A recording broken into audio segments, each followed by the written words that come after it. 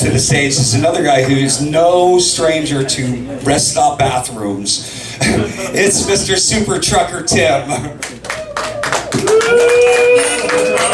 Hey, how's it going, guys? Oh man, even when I'm not even trying, she accuses me of pissing people off when I'm not even trying.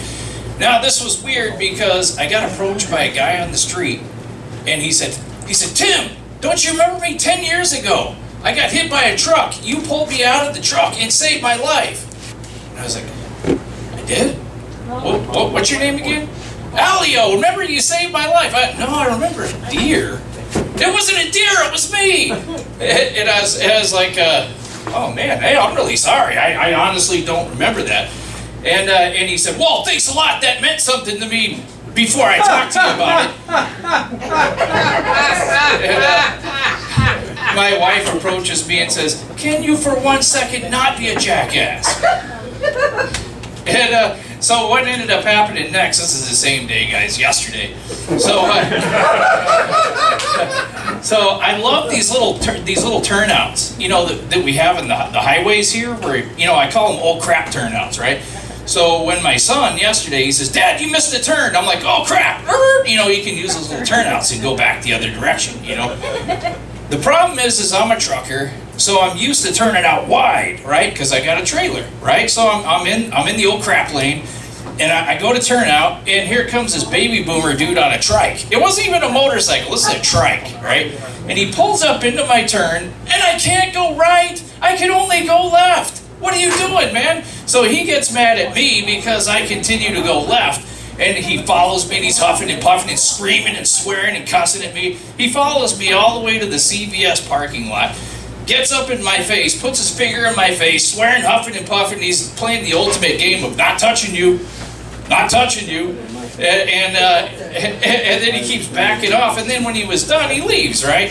And my son says, Dad, I thought you were going to throw hands on that guy. I said, oh, no, I would never do that, because the way people roll these days is when you go to knock them out, they pull out a gun, shoot you, and claim self-defense. Not my first rodeo. And he says, Dad, the fact that you know that is scary. You're like the ultimate authority on pissing people off. And I said, trucker. You know, and he says, yeah? Well, if that's your excuse, explain why Mom's ready to stab you by 9:30.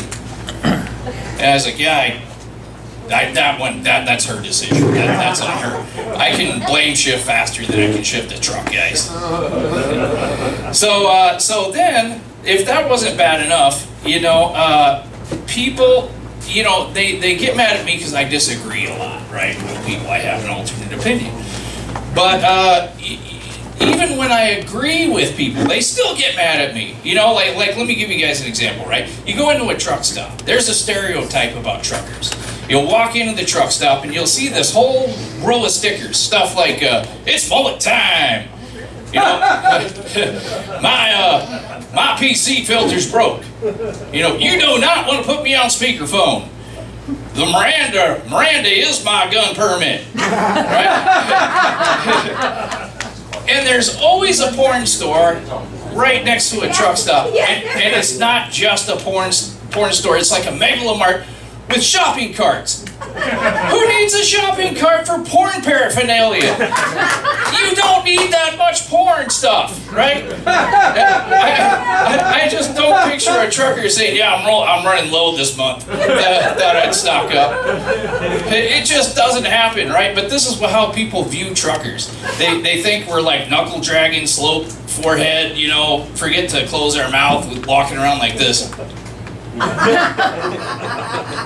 You know, so I'll let people believe that, right? Now I'll give you guys an example. This is what I did. So I got this customer, and I have to back my truck up through her parking lot to her front door to unload. So I back up. This lady in a Beamer decides she's going to keep going the way she was going, even though I was coming back. So I'm a couple inches from her car, and I stop.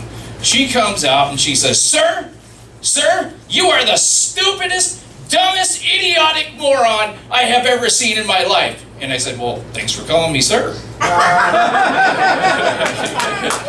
You know? And she's still furious, absolutely furious. That just made her madder. So I just looked at her and said, inches as good as a mile. What do you mean? I don't see any scratches on your car. Inches as good as a mile. Oh man, just pissed her off, infinitely pissed her off. Now this made her even madder. Sarcasm, guys. Once I bust this out, oh man, it's game over, right? So this is what happened. As I said, lady, I know the real reason you're angry. It's because I inconvenienced you 30 seconds from getting over to the teriyaki chicken kiosk. That's why you're really mad. And here's the thing, I think you've had enough. Right? So this lady is now stage 3. Code red, she's ready to blow, right? This lady is furious. So I said to her, or she says to me, I got the name of your trucking company. I want your manager's number right now. I said, I'll give you his direct line from my cell phone. So I gave her the direct line, put him on speakerphone. So she calls this guy. This really happened, guys. She calls Greg. Greg answers the phone, and he says, she tells him everything. Tim, what do you have to say about this? I said, Greg, it's absolutely true. I was very concerned about her sodium intake. Right? And Greg just says over the phone to her on speakerphone, I'm really sorry, lady. Tim's my problem child. I don't know what to do with this guy. There's nothing I can do. Click. Ching. So guys, that's how I survive in trucking. I don't mean to piss people off. If I do by accident, I'll apologize in advance.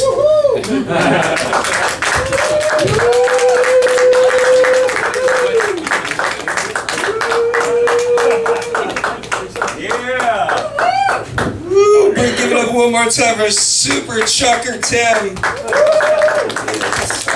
I'll tell you what, I met him quite a few weeks ago. I think it's like 4 or 5 times you've been here now.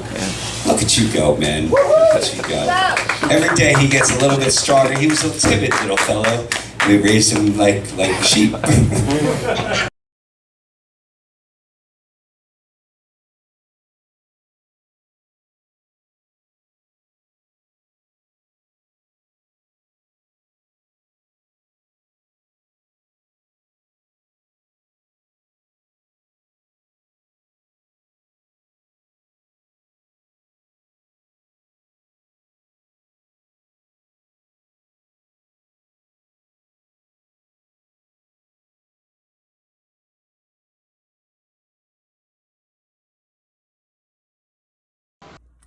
It just seems like, for some reason, whatever reason, society thinks that truckers are the most uncultured, unkempt, patriotic porn addicts in society.